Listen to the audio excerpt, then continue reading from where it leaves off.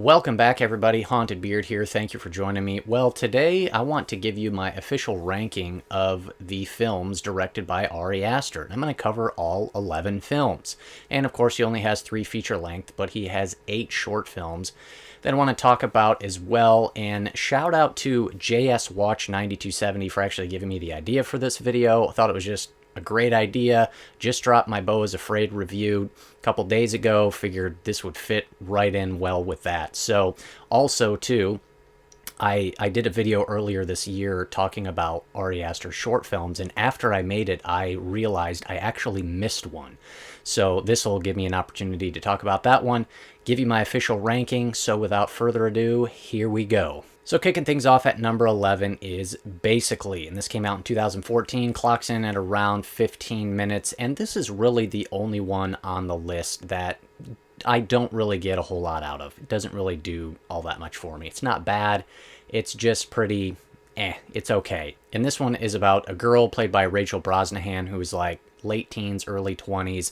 She lives in LA, she's upper class, rich, and the whole thing is presented in a way where she breaks the fourth wall and addresses the camera in a handful of just different scenes, and she just talks about her life. And the camera just stays right on her, kind of on a wide shot, and she just talks. There's not really any sort of story here. It's just her talking about her life and her relationships. And honestly, some of it just kind of comes across like a spoiled rich girl complaining about her problems, which I don't really find all that compelling. The performance is fine. The writing is okay. There's just not really a whole lot here. This is devoid of really any sort of the typical sort of horror, thriller, disturbing, messed up elements that we come to kind of expect from Ari Aster, as this is just a girl talking at the camera and just talking about life, and that's really all there is to it. There's not really, like I said, much here that's very memorable or stuck out to me, but that is number 11, Basically.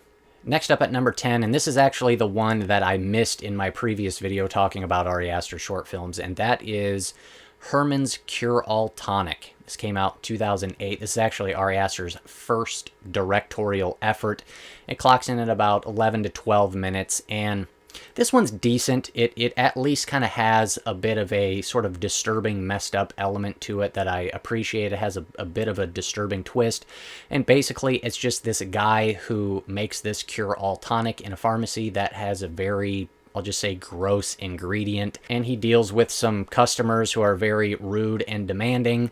And that's pretty much all there is to it. So it's a pretty minor effort. There's not a whole lot there. I think Ari Aster was like 22 years old when he directed this. So, you know, for a first effort, it's just him just, you know, learning and figuring out how to make a movie kind of thing. And so there's nothing in here that's really great. The performance by the main actor, the pharmacist there, is pretty good. He definitely exudes kind of a creepiness factor about him a little bit, and there's kind of a nice little gross, disturbing twist to it as well that I appreciated. Definitely feels a little more Ari Aster than the previous film. So those are my thoughts on Herman's Cure-All Tonic, but that comes in at number 10 for me. Next up at number 9 is Munchausen. This came out in 2013 and clocks in at about 17 minutes. And this is one that you can definitely tell there's some upped production value here. A little bit more money went into it.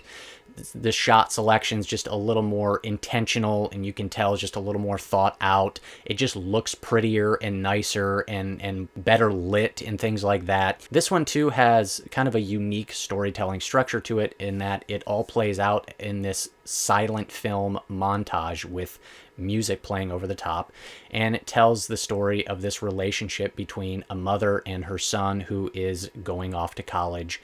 And it takes a very dark and disturbing turn. And this is the first film on the list that I would say is actually pretty good. You can definitely see some talent and intention behind the camera, some good kind of artistic choices and things like that.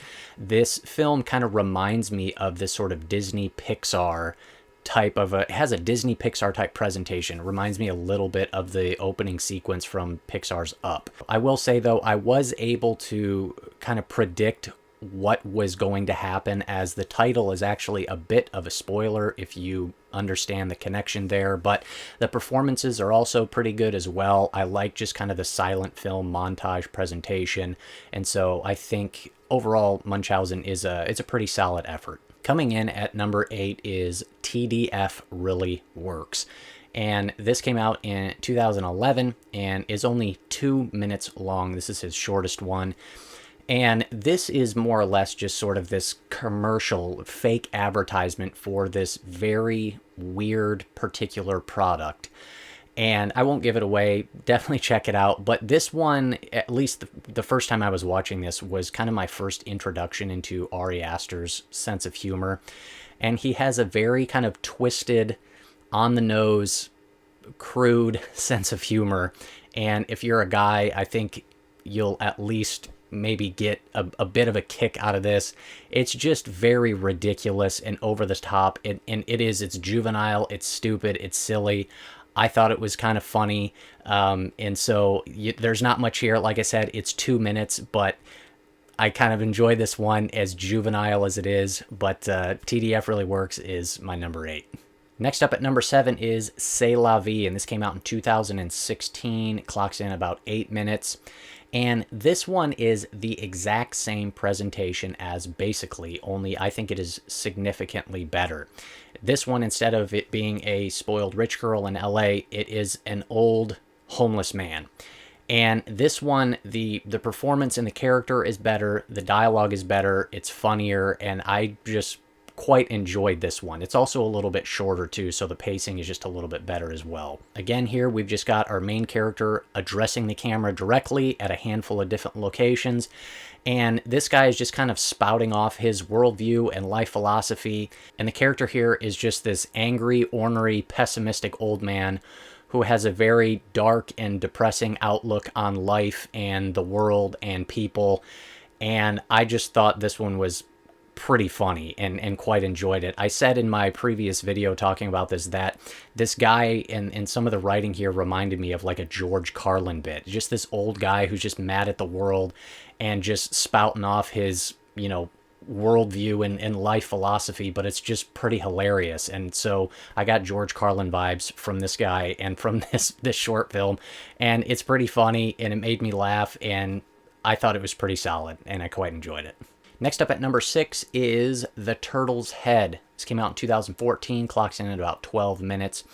And this one has kind of a handful of different things going on here. It introduces us to our main character, and the performance here by the guy, Richard Reel, I think is how you pronounce his name, is pretty good. So he plays this detective, but he's just this kind of sleazy, perverted character. And then one day he finds something wrong about a very manly area. And again, this one too just kind of injects Ari Aster's sense of juvenile humor into it, and I just thought it was pretty funny. This one too also has a bit of kind of a film noir type vibe to it, and it's just this guy freaking out because he has a very particular problem. He goes to the doctor, and it just is kind of this sort of crudely humorous sort of thing, as it's kind of fun to watch this guy go through his experiences and suffer in this way because he's kind of a dirtbag and you don't really like him, and so you kind of take pleasure in his misfortune.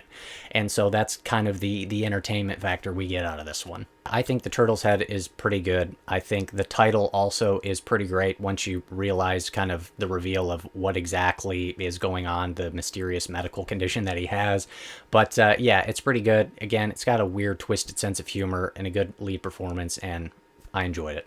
Next up at number 5 is The Strange Thing About the Johnsons. This one came out in 2011, and this is his longest short film, clocks in at 28 minutes. And as I said in my previous video, truly, this is one of the most disturbing films, short film or feature length, I've ever seen. This is absolutely horrifying, and in terms of its overall effectiveness and how well done it is, this could quite possibly be at the top, and the only reason why it's back a few spots is just because I don't really have any sort of desire to rewatch this because it is rough. And it tells the story of the Johnson family, who have a very deep, dark, and disturbing secret involving the relationship between the father and the son, and that is all I'll say. And like I said, it's just horrifying. I mean, it's truly disturbing. It starts off with an opening scene that's really awkward, and then there's this like picture reveal at the end of the opening scene that just plummets this thing to the like lowest depths of disturbing depravity. And I mean, it's very effective. It makes you feel extremely uncomfortable. It is not a pleasant watch. The performances, though, are really good, especially the performance by the father, played by Billy Mayo. It's really good.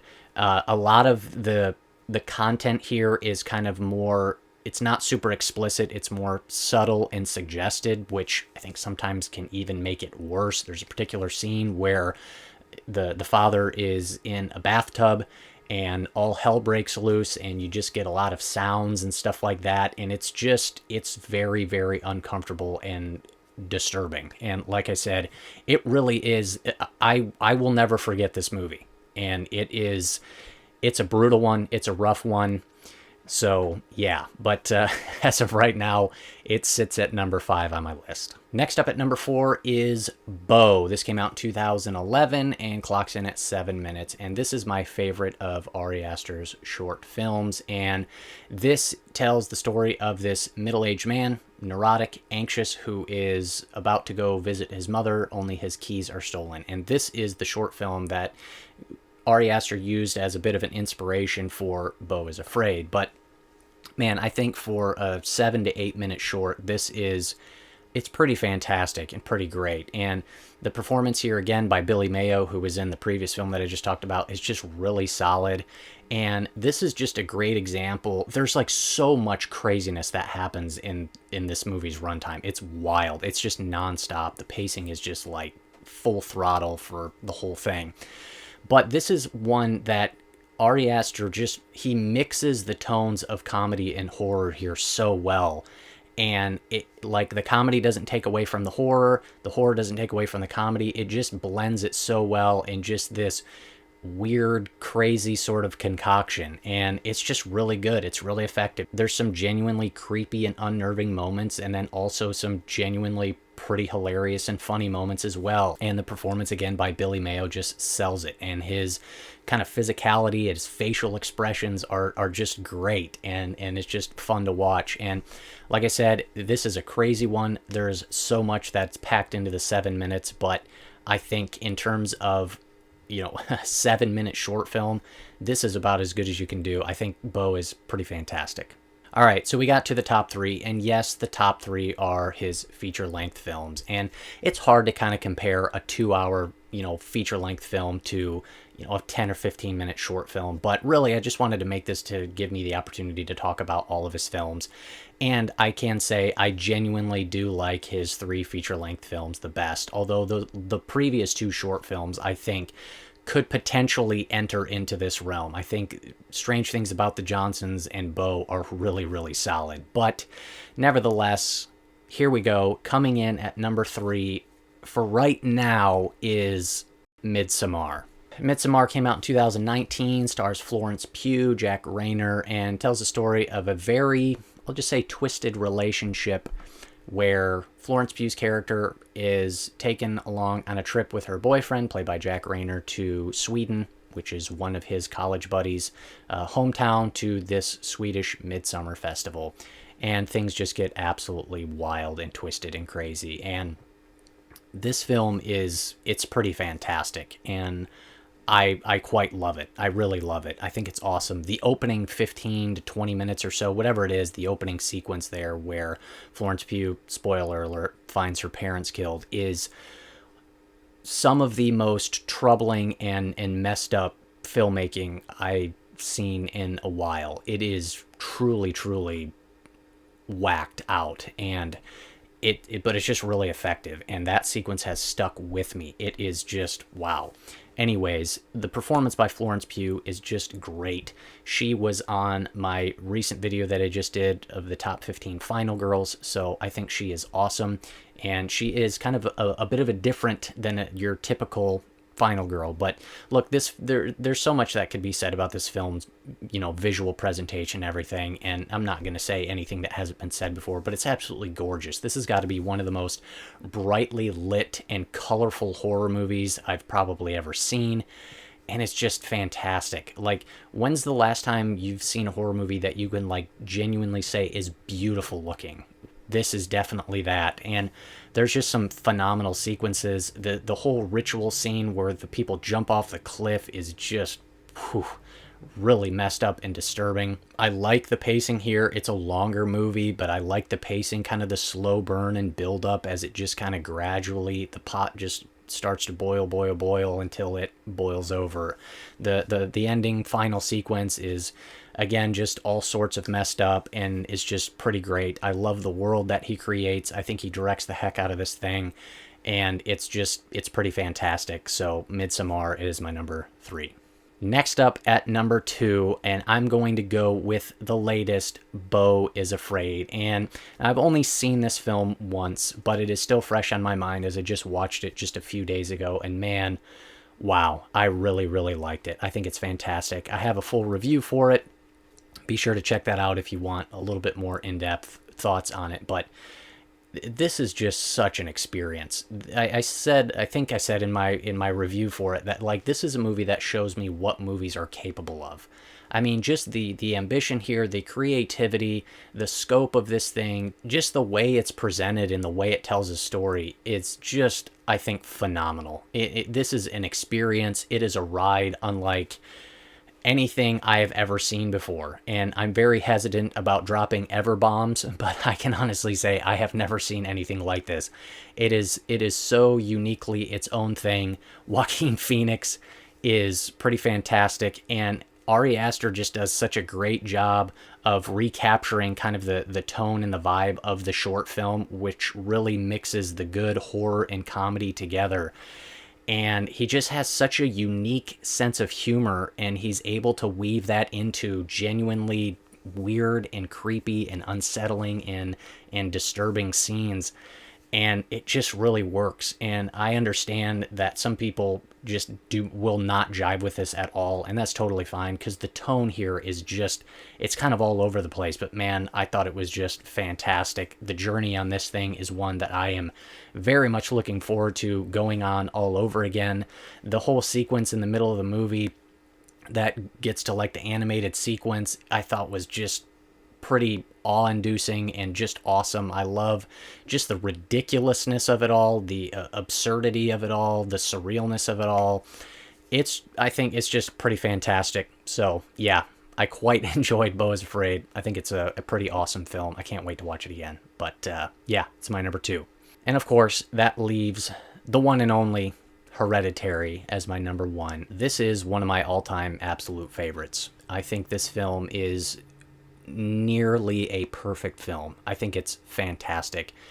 Toni Collette, it's probably the best performance, male or female, horror or non-horror movie that I've seen in, I don't even know. If somebody were to ask me what's the best acting performance you've seen, she would be one of the first ones I mention. She is just phenomenal in this, and just the places she has to go to emotionally and physically, I mean, good grief, this woman is just incredible.